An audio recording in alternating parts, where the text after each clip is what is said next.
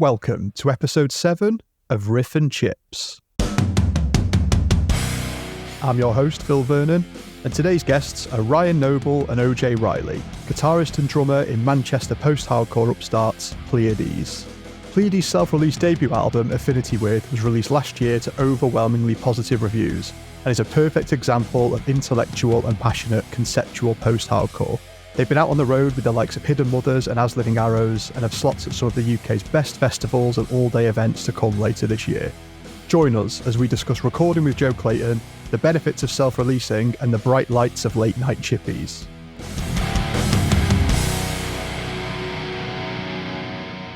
OJ, Ryan, welcome to Riff and Chips. Hello, mate. How are we doing? Yeah, we're good. All good, man. We always start the show by kind of talking about your early experiences in regards to how you initially maybe got into heavier music, and then maybe more specifically what UK bands were around at that time. So whichever of you wants to start first. Well, I definitely know the first CD that I ever got, which my dad thought the band name was Sisters Eiderdown, but it was Toxicity by System of a Down, and that I think I got that one. I must have been like, when did that come out? That was 2001, something like that. Yeah, so 10 or 11.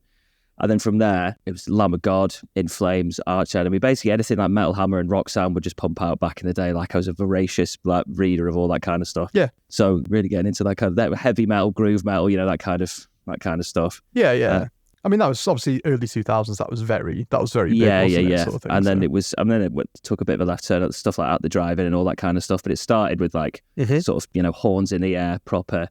Anything but this is wank. This is the best thing. Why aren't you listening to this? Like super excluding, I guess, of other genres. Yeah. Are you listening to Razor? Like, what the fuck do you do? But yeah, classic mid to late teens kind of gatekeepery, like everything but metal. 100% gatekeepery, man. Yeah. That's how you're raised when you're 11 or 12 on metal. I think that's how it goes. Yeah, 100%. It's everyone's the same. I was the same. And then in relation to when I started going to gigs, because like Lamb of God, Slayer, In Flames, and all that, we used to go and see it on System as well.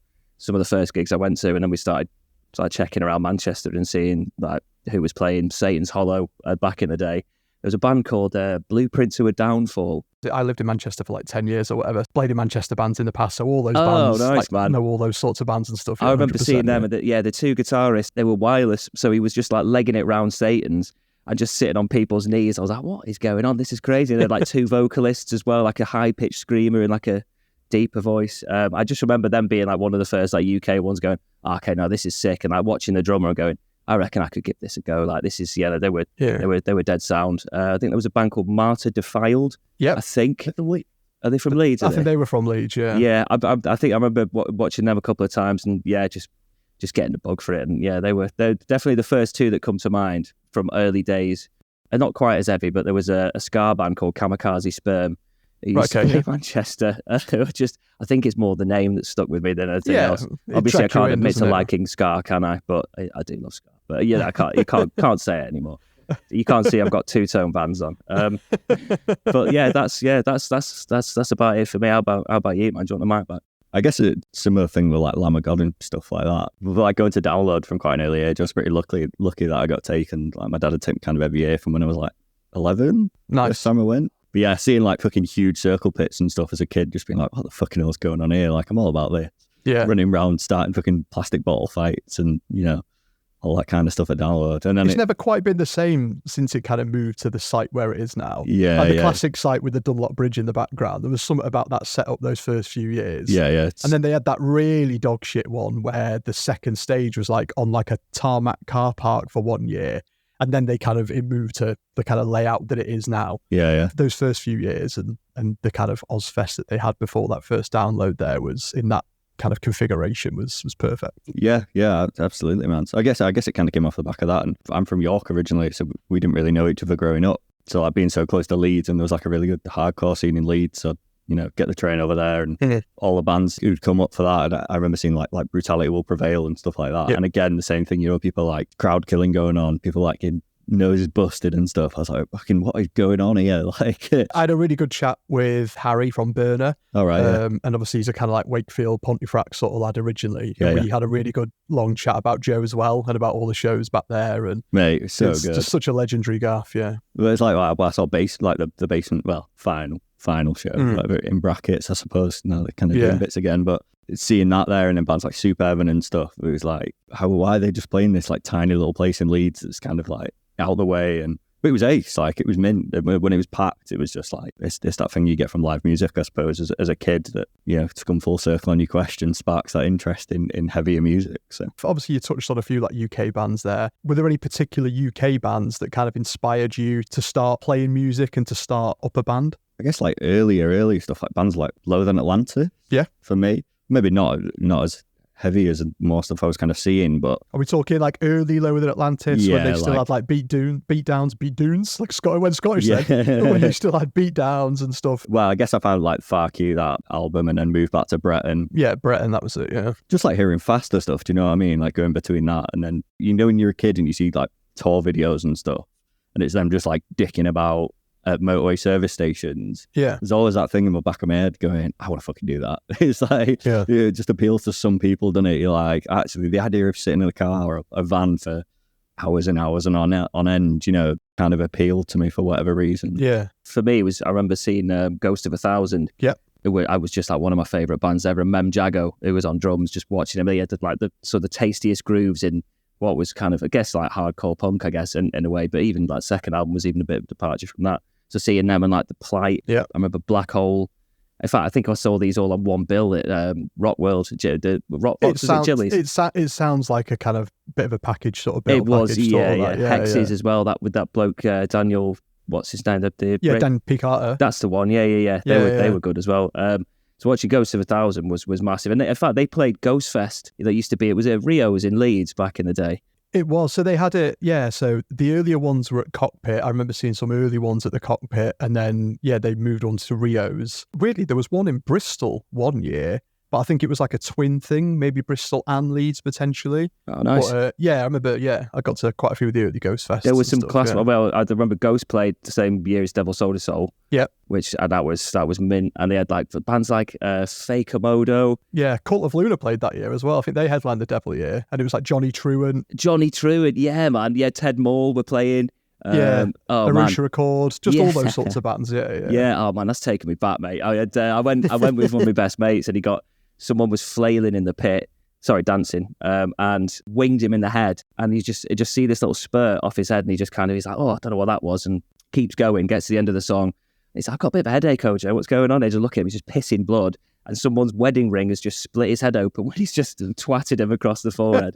And fond memories for me, certainly. But the Ghost for me, it's my go-to is Ghost of 1,000, because I remember speaking to him afterwards. I spoke to Mem.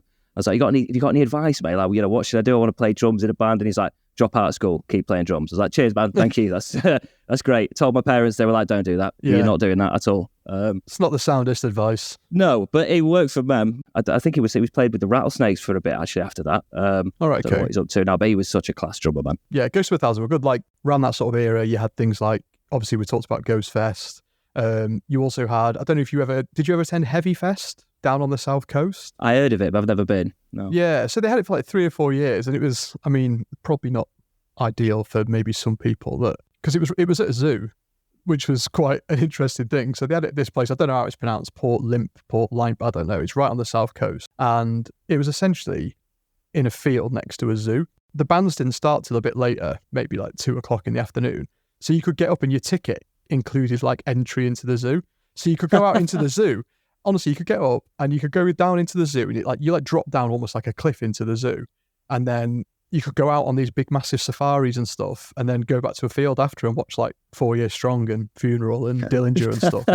It was sick. It suffered from that classic, they tried to go too big too soon, and then it kind of all collapsed a bit. Right, yeah. Maybe did some bookings that maybe were a bit too expensive that they didn't really need to do, and it kind of stuck one of the bands in the Penguin enclosure, just like, well, let's try and get this really, really rocking. Didn't really, quite work. Really fuck off the gorilla and just kind of absolutely get it brutalised. So before we start chatting about the band, let's just address pronunciation first. So I banged it into Google, and the lady on Google, told me that it was pronounced Pleiades. Is that right? The lady on Google's pretty accurate. I joined the band. In fact, we both. Neither of us had any say in the name of the band, so we're still learning. I think we tend to go with Pleiades. Pleiades. Okay, yeah, Pleiades. Okay, yeah. Yeah, Pleiades, Pleiades. But definitely an in the middle, not just like Pleiades, like a Pleiades or Pleiades. it's play. We had a bit of merch actually that which had the band name in the middle. Then it said like the phonetic spelling, like Pleiades. That's like a good shout. Northern Pleiades. It didn't really work. We used to have it hanging up at shows, and people come and have a chat afterwards, and it's behind us, and we're still getting Pleiades, and we're still all this, that, and the other. But I think Pleiades. I always like Andy's nan calls us please me. It works, doesn't it? There's another t-shirt design. I actually quite like that as a band name as well. So yeah. Your latest release and debut album, Affinity With, came out in September of last year. Yeah. So for anyone that's listening later than 2024, that was September 2023. You recorded that with the lovely Joe Clayton at No Studio. We did, mate. He's obviously worked with the likes of Conjurer, Pine. He's done the upcoming Hidden Mothers record, loads of good stuff. So how was it working with Joe? Amazing, man. Honestly, like we've kind of done bits with him over the years. He's just so great to work with. Like his workflow is amazing. He's not afraid to maybe give you a bit of advice on stuff where it's needed. He'll never like push forward, but if there is little bits, he'll say something. Obviously, like being the guitarist, like recording guitars is fucking unbelievable with him because it does like the sound he gets is amazing. Like dynamic range is amazing in guitars, even though you just like fucking cranked up to 10. Do you know what I mean? Yeah. I don't know about dynamic range because that's a bit out of my wheelhouse, terms like that. But it's just a simple drummer. But I walked in, he was just like, I've got this snare drum. It's the same one that Russian Circles used on the same exact make of the one the Russian Circles used on the last record. I was like, yeah, slap it on, wicked. And there is no way that I would ever have been able to use this kind of gear. But on top of that, yeah, you're right. He knows what he's doing. He's so easy to work with. You can just be chatting about the tune that you're trying to make, and then he'll hit you with an Alan Partridge quote. And you could and you just got this, just a really convivial, comfortable atmosphere, which is what you want. Because, speaking personally, I get red light fever out the arse. I hate it. Yeah, mate, big time. Like, it's just, it takes me about an hour or two to settle into it. And, by that point, you set up the drums, it's 3 hours in, you've got 2 hours left, you're shitting it. Yeah. But he made it so much easier. And he's just his talent and his knowledge, and it just little tweaks here and there, and as you say, really just kind of comes at it from a bit more of a this might sound a bit wanky, but more of a producer angle than a studio engineer angle. Like if you to take a bit of a mega leap, like Steve Albini, who's just like, right, pay us 10 grand, I'll get the mic set up perfectly, I'm going to make the record sound mint, but I'm going to have no input onto your sound or the way the songs are going. You need to have everything ready. Yeah. Whereas Joe is just like, have you tried this? Have you thought of this? And we would ask him, we'd be like, what do you reckon? Like, this isn't quite sitting right. From an outsider's perspective, and an outsider who's just got good ears and is, has a clarity and a way of expressing himself to be able to make you go, oh, actually, yeah, totally get that. Yeah, it was a dream, man. He's a great songwriter himself. He's shown that with Pine. He's shown it with Kirsty's Metal Hands. With Old Skin as well. Like, they were mint as well. I used to be in a hardcore band called All We Have with Nate and Alex from Going Off. Oh, nice. In one of our incarnations of that band, the drummer from Old Skin, Danny, played drums for us. So it's all a weird little mesh. And obviously Dom from Old Skin is in Ithaca now, isn't he? Oh shit, I didn't know that. Having someone work more like a producer than just an engineer, I've kind of always recorded with the same person. I've always recorded with Johnny Renshaw, and he looks at it from both that point of view. And, he's the same as Joe, incredibly knowledgeable when it comes to gear, knows how to get the sound, knows how to get the tones. But also, again, from being in Devil's Holy Soul, is a great songwriter himself. And, he's had some absolutely invaluable input, especially to both Cops records so far. There's been parts where we've played it and we've thought it's all right, and he's been like, it needs something there. Like, it needs like a little lead line, or it needs something to either justify going on that long or just to take someone on a bit of a journey. And, he's like, just go away, just think about it over the week and come back next weekend and see what you've got or whatever. And he's always right. The amount of times he's just suggested something and just steered you maybe in the right direction. And it is invaluable. It makes a big difference, I think, in terms of, like you say, having those fresh ears on a song. It's easy to develop a song in your kind of group of 4, 5, however many of you are in the band. And it just kind of, you work on it for months and you push and you think you've got it to this place where it's perfect. And then to have someone fresh, not come along and rip it to shreds, because obviously that'd be devastating, but just to give it that last little 5% it needed to kind of get to where it can be, I think is pretty invaluable. 100%. I think that was the thing with going in with 10 tracks. Well, we went in with 9 tracks and like a pre-production day, and we'd sat and recorded it, and Joe didn't even need to say anything at some point when we were listening back, and it was just like, that needs changing. And Yeah. you know, even though we'd gone away and maybe demoed stuff kind of like in the box or like, had like fucking shite recordings from rehearsal rooms or whatever. Yeah. It was just that change of environment, and like I said, it's so comfortable in there with Joe and stuff.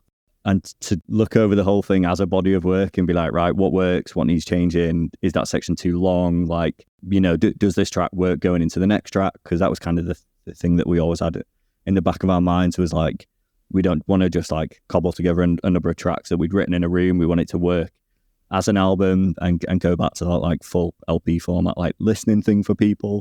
Which we did that and then put out, you know, 4 or 5 tracks on their own across the year before the album came out, which kind of goes against that. But obviously the album was self-released. Were there any kind of chats with any labels prior to it? Is that why there was a delay at all? Or was it always the intention to kind of put this one out yourselves? Yeah, so we fished around a bit, but it was always kind of like, it felt very much like it was ours. And that sounded like too much of a self-absorbed like knobhead, but you know what I mean? It was like, with it being the first bigger thing we were putting out, it's like we were maybe too precious with it. Yeah. Just being like, what do we want to do with this? Where do we want to go with it? And I think that's ultimately what took so long to us actually putting it out, was we'd had it recorded, we'd done some extra vocal bits, like a couple of months later gone in and been like, right, these guitars need to change, not quite sure on this bit. Andy and Josh, like vocalist and a bassist, would go in and do more vocal bits and being like, no, this needs to change again. And I think we were just going through this like recurring loop of like, oh, we need to just like, look, this is it, it's done. This not this has to end, but being like, let's finalize this and be happy with it, because we were all really proud of what we'd done. Yeah. And I think then that's maybe what led to the knock on of us not putting it out for so long, because we were kind of holding on to it, being like, we don't want this to just like get thrown out into the ether. Do you know what? I say all this. Andy always said to me, he was like, I would just want to release it now. It disappears, and then in 10 years' time it gets picked up and we do reunion shows. I was like, you can't do reunion shows if you've not even fucking done any shows now. Like, but yeah, it was definitely more of like a, you know, we wanted to drip feed stuff, kind of build a bit of a presence for ourselves, and maybe playing live alongside that. Yeah. You know, it's always nice to have a think about whether or not, you know, other people might be interested in helping you release your own music, and growing up and being dead into certain record labels and thinking, oh, this, how sick would it be to be on this or be affiliated with these, or you know, this kind of stuff. But as I, you know, got older, I realized it's not the be all and end all. And these things, you know, obviously can be done, and for the vast majority of people, are done on your own. And that's kind of nice in its own way, because then at the end of the day, you're at the mercy of your own effort and discipline. And if everyone's reading off the same hymn sheet, which we all are, which is great, then you get out what you put in. If you lose interest or you lose your passion, this, that, and the other, it just doesn't get done. So there's a kind of discipline element there. But I don't think we had any. We didn't send it. We weren't just like sending it out, going, oh, how about these, because again, when I was younger, I thought that's how you did it. And you just you know, and I'm talking like when I was sort of 17, 18, you send it off to, you just like spam email everyone. Yeah. And then there's going to be like 6 people who go, this is the hottest shit I've ever heard. Let's fight over to release it. If only. In it just, we've not been doing that at all. It's actually sort of, as I've got older anyway, thought, who do you want to be affiliated with? Who are putting out, who's putting out good shit?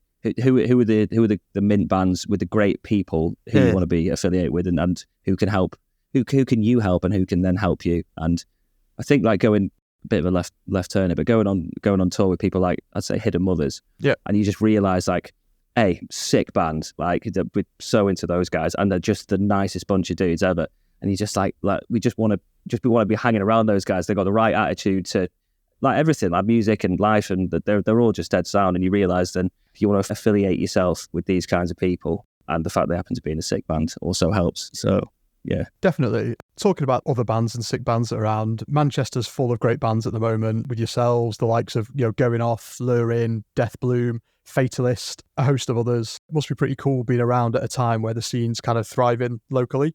100%, yeah. And I'd like even saying Lure in there, like Cam gotta give Cam from Lure in a shout out, because he puts shows on, and it's off the back of what you were just saying. He's just the nicest person. And it's like, it just builds that little, that community kind of thing, just like grows organically, and stuff just happens. Yeah. It happens organically because of the absolute graft that people like can put in. Like you need, you know, those people who are just constantly on it, always doing bits for like nothing's too much trouble. It's always about other bands, get the people in, do this. Like he's not putting himself centre of attention or anything. He's putting on shows and he's helping out other people because that's what he loves doing. And he just it's absolutely sick. So like, you know, if there are scenes that flourish, and if we are part of a scene, then that's just on the back of other people's passion, enthusiasm, and hard work. And people like Cam are absolutely like the jewels when it comes to scenes like that. Any other bands you want to kind of shout out while you've got the chance? As Living Arrows, not a Manchester band, but As Living Arrows, like who we toured with, like the album release tour. Mm-hmm. Same thing, just fucking lovely people, like so nice to be around. Saw them like obviously every day, like 6 days in a row. Every single night when I was like, oh my God, they set the bar so high when they just play. It was like, they'd come off and we'd all be looking at each other like, shit, well, that's it, boys. That's the bar tonight. We got to go for it. Like they're incredible musicians, as you say, great people. And their album, which is, I'm pretty sure it's due for release in the next few months, it's going to be absolutely sick. Like we heard like quite a bit of the new stuff when they were playing it live. It's going off, man. So good. I'd shout In Case You Leave as well.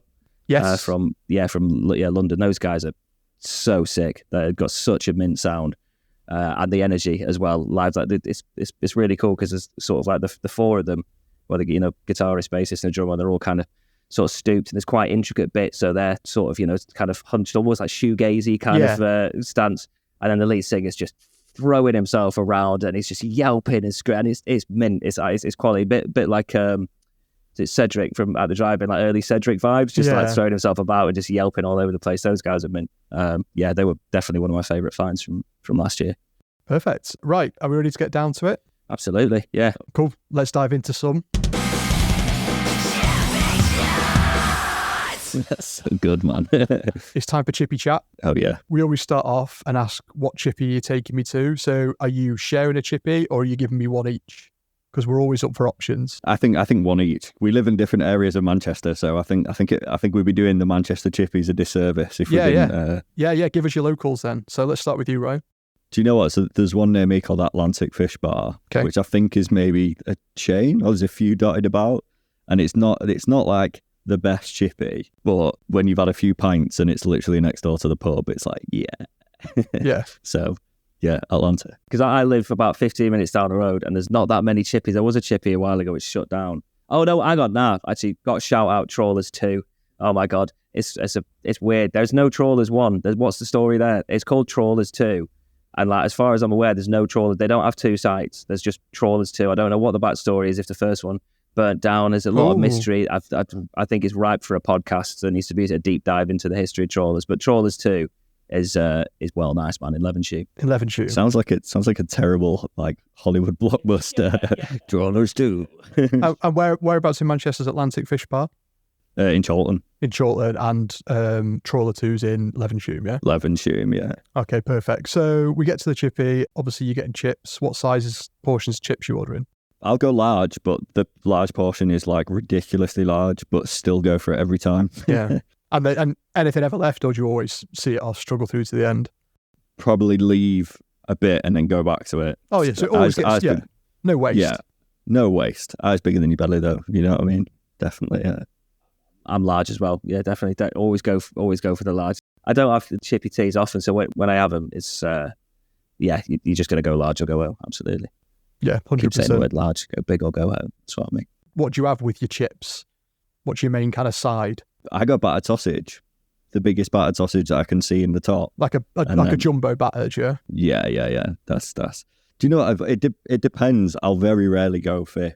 Yeah. And do you know what? This is going to sound mental on a podcast about chippies, but I go through phases of not liking chips in general, which is like as a lad from the north, I feel like I'm gonna get fucking like lynched. Yeah. But I go through phases. But if I'm going chippy, I'm getting a large battered jumbo sausage. What are the batters like at Atlantic then? Because myself and your good friend Liam from Hidden Mothers, we had a chat about battered sausages, and he was saying how he likes them, but we talked about how there's a high kind of disappointment potential with them, because if you get a bad one, it's pretty bad. Yeah. So are they generally quite consistent? They are, to be fair, but off the back of saying that, this chippy's open till like 3 a.m. Oh. So it is like, it's a gamble, do you know what I mean? That's part of the fun, isn't it? Like, end of the day, mashed up pig anus is mashed up pig anus, and that's if it's battered or not, 3 a.m. or 10 p.m. It's just going to taste. There's going to be like you say, there's a margin of error there, but there's always a minimum expectation that it meets. Even just maybe in the fact that when it just gets given to you in this plastic tray, you just say, yeah, that's what. Even before you take a bite, it's hit 10% of your expectation, even if it tastes like waff. Yeah, so there's something weird about late night chippies, because obviously chippies normally close at like a more social hour. But when you do get those late night ones, so a few Manchester ones I could think of, there used to be one opposite Satan's, kind of next to Janam's or whatever, which was open for years. Can't remember what it was called, but it always felt weird being in a chippy at like kind of 2 a.m. And I'm not sure, because I know the chippy in the village is still there behind Satan's the other way. And I know that's all right. Last time, it wasn't that long ago I was there actually. We ended up in there before we went to Satan's, obviously, after going to Tool. But yeah, there is something interesting about like kind of late night chippies that aren't kind of like kebab houses. It's not something that after a skinful, be like, I fancy some haddock. Yeah. Like, I'm never getting a chippy past like 8 p.m. I've never thought of that before. But I'm imposing that rule on myself now. 8 p.m. is a cut off. A curfew, yeah. That's it now. What's your main, OJ? You know what? I'm not averse to a jumbo battered sausage myself. Okay. But of late, I've got to say I'd probably go for a large fish. I'll be completely candid. You could give me cod, you could give me haddock. I couldn't tell the fucking difference. No. I'll be honest. It smells like fish. It tastes like fish. It's what I'm there for. If I'm feeling really, really hungry, I guess is the word I'm looking for, I'd go for maybe little sausage, big fish, large chips, I think. Nice. Yeah. And are we getting salt and vinegar on this? Oh yeah, drowning it in vinegar. And they're always dead heavy-handed with the salt on. Have you ever been in a chippy where you've asked for more salt? Like, that's never happened to me. But you would be likely to ask for more vinegar? Never quite enough vinegar for you? I think, yeah. I don't think there's such a thing as too much vinegar. Maybe until it becomes a soup. I'm not sure. Maybe just the level before it becomes some sort of weird fish soup. I'm always going loads of ketchup, but they always come in those shit 10p sachets. So I end up spending about, honestly, 80 or 90p on ketchup. I might as well bring my own bottle, to be honest. But yeah. And what about yourself, Ryan? Are you salt and vinegar as well? Yeah, man. Yeah, of course. I think it's like sacrilege not doing that when they ask the question. You just got to be like, yes, please. It is a bit. And do you specify anything in particular, or do you just let them do it and then top it up at home if you need to? Yeah, I think social anxiety takes over. I'll just like wrap it up as quickly as possible, please. I'm getting out of here. It's not that bad. I'm joking. Are we getting any moisture on the side? Any kind of curry or gravy or anything? Obviously, OJ's mentioned ketchup. Do you know what? I'd probably go both. Or I go gravy and I steal I ask for some of my girlfriend's curry sauce because she always goes curry sauce. Okay, yeah. She's from Cardiff, so she's like, took me to Chippy Lane not that long ago. When we were talking about late night chippies before, I was literally about to talk about Chippy Lane. Yeah, so my wife's from the Valley. She's from the South Wales Valley, so I'm familiar with Chippy Lane myself. So maybe that's where the fascination with late night chippies has come from. I just associated it with like the bright lights of Chippy Lane. Yeah, Dorothy's is the famous one everyone goes to. Yeah. How many chippies? It's like four chippies like next to each other. It's gone a bit highbrow now. There's a Five Guys down there now. Is there? Yeah. Ruined it. It's yeah. Don't know if that's open at 3 a.m, but yeah, Dorothy's that's if we get our shots. No, and it's very good. Yeah. But again, I've probably only been twice, and both times I've probably been post 2 a.m. They've probably both been late, so I've never had it sober and in the cold light of day. So my opinions could be blurred, but I had no issue with it when I went. No problems. Yeah. The opinion's only blurred if you ever have it sober. So just keep going drunk and it's still 5-star. Yeah, it'll always be in my top chippies. Always going to be mint. Do you know what? Maybe I associate enjoying it with like when we were last there was a fight happening like on the road. Yeah. And it was like, said I was going to get a chippy and take it home, like sit in the taxi, but just started eating it. I was like, this is mint. Yeah. And then we played Southampton, this is a few years ago now, at Joiners, yeah. And there was a chippy like just next door to that. So we got it before we ate. And the same thing, there was just like people booting off outside. Mason. Yeah. Jumbo sausages flying about, like literally scraps and a scrap. It was mint. Scraps and a scrap. It's like meal and entertainment. It's like, in America, they have those huge things where you can go to a feast and watch some like knights jousting and stuff. Yeah. It's like going to one of those big medieval things. It's just the UK equivalent, isn't it? What's your wet accompaniment? I mean, ketchup is the goat, but it's sometimes curry sauce. You know what? I tried for the first time, I think it was a year and a half ago, tartar sauce. Tartare? Yeah. Tartar? What were your thoughts on that? Tartar. You know what? Isn't it just like mayo with pickles in it? And I like mayo and I like pickles. So maybe if there's any tartar connoisseurs who are listening who are just that's sacrilege, then I don't. I was a tartar virgin until 18 months ago, so cut me some slack. I'm not 100% sure what's in it. I want to say maybe it's a bit lemony, or like you say, pickles. It always tastes like there's some sort of vinegary-ish. It has like a tang to it. It's got enough time to keep me interested. Yeah. So I'm not 100% sure either, but yeah, I don't mind it. Like I said, I would never choose it, but it quite often comes if you get like fish and chips in a pub, they'll give you like a little pot of tartar sauce because they're posh. It's a very sarcastic portion as well. It's like a thimbleful. Yeah, have 2 chips worth and you're done. Yeah. And I'll always eat it and I always enjoy it, but I would never ask for it, I don't think.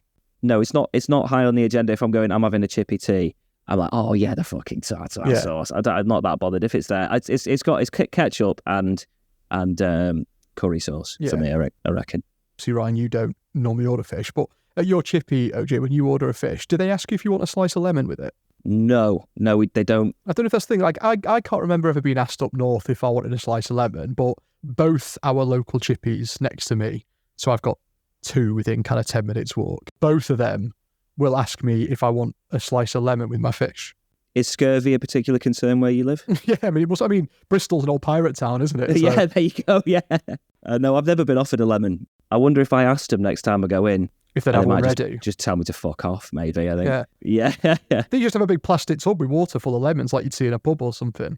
It's like a bit more of a wedge. It's not like a slice you get in like a Diet Coke. It's like a good wedge of lemon. But I mean, obviously, lemon and fish is a bit of a thing, isn't it? But yeah, I always say no. Obviously, I don't want fruit with it. But yeah, you go to greengrocers if you want some lemon. Absolutely. Yeah, not the chippy. Yeah, not the chippy. No, I'm not here to improve my general health. Well, lemons have a pancake day, aren't they? Yeah. Talking of fruit, nice segue to the next bit. Tins of pop. Now, you're northern lads, so I'm expecting big things. Christ. So let's start. Well, the camera's gone off now, so I can't see who of you's got the mic. But I've got the mic, and I wish I didn't. Okay, there's let's have a think. All right, if I'm rough as toast, I'm going for Coke. But usually Coke Classic, full fat. Full fat. Oh yeah, the big red ambulance. Yeah, get it in me ASAP. Yeah. But, me, myself, and Tom from Celestial Sanctuary had a chat about this a couple of weeks back, and we talked about how hungover kind of full fat Coke is some sort of like miracle cure. Oh mate, big time. That it's only bettered by an Iron Brew. An Iron Brew, 2 Anadin extra, and then another pint, and you are good to go. But I think the Iron Brew really is doing the legwork there. But I'd go can of Coke, but if I'm hanging, otherwise it's got to be Rio. Yeah, I love a Rio. It's got to be in it. Yeah, thank you. There we go. So I can breathe again now. Christ. I mean, the thing with me is you can't really go wrong with pop because I love pop. Like in general, like it could be any pop. It could be a boring one. Like I'm drinking a 7-Up Zero now. Pretty boring as far as pops go, but I just generally love fizzy pop. So it's quite hard for me to pick something that I'll really slag off. I mean, don't get me wrong. If the opportunity's there, I'll take it. But picking Rio, you're never going to go wrong in my book. Mine, you say Iron Brew. I was going to go with Iron Brew originally, and then I know Liam said that. Liam from Hidden Mothers said that on the episode that you did as well. Yes, I think he did, yeah. And I was like, he mentioned it anyway because he was talking about Scotland and where he's from and some sort of weird link there. Yeah, I think Liam ended up having a Ben Shaw shandy, I think. Yeah, well, I was going to say Dandelion and Burdock, maybe. Oh, another great shout. Which is good shout. I knew you wouldn't let me down. I feel like I'm just giving you all like my favourite drinks. That's fine. Rather than just picking one. But listen, my friend. I remember like chippies from when I was a kid. Was always getting a kind of lilt. Yeah. Like lilt was absolutely banging. Harry from Burner went with lilt. Really? Yeah. Isn't it like this Fanta, like grapefruit, tropical flavors or something? Something's taken over on it. Yeah, Fanta tropical now, or something, yeah. See, I'm gonna go lilt. Perfect. Lilt, Dandelion and Burdock, Rio, all very good choices. Again, disappointed that 2 Manchester lads didn't go Vimto. Ah, no, it's too on the nose. Too on the nose. You didn't want to be too stereotypical. Yeah, exactly. Yeah, but you will sit and eat your chips at the Vimto statue on the way home. With John Cooper Clarke as well, just to really feel really feel at home. Just pay homage and respect. Yeah. And then do a funny walk home with your Parker on. Yeah. You probably don't get this so much if you're waiting for a battered sausage, so this might be a question more for OJ. If you go into your chippy and you ask for your fish and they say, it's going to be 5-10 minutes, do you order anything to eat while you're waiting?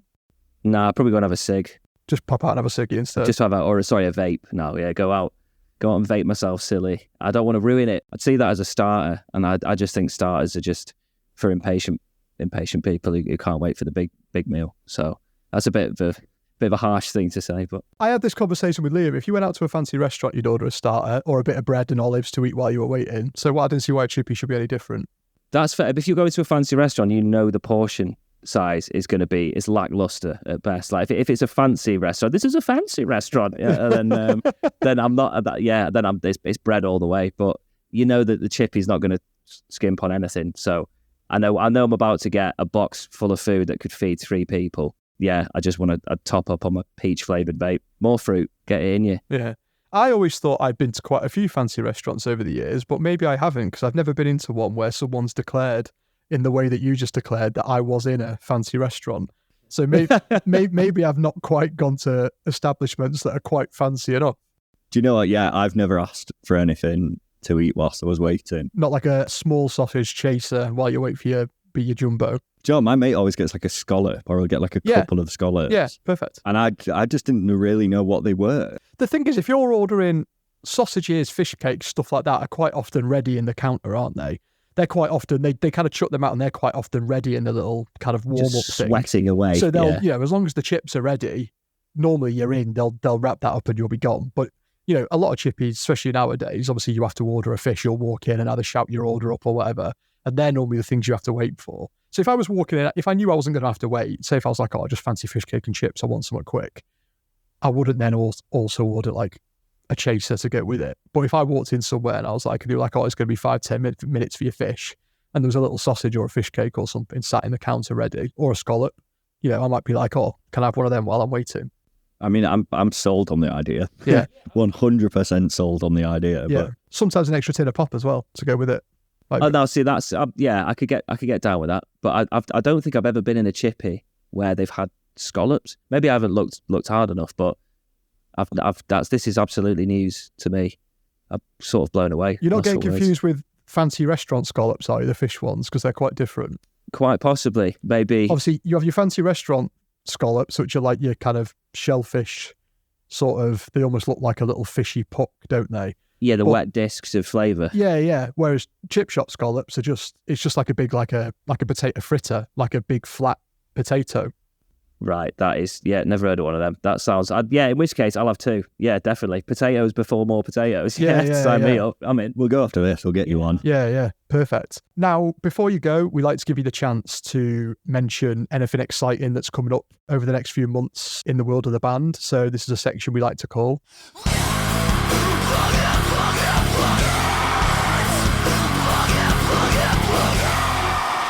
That is fucking quality.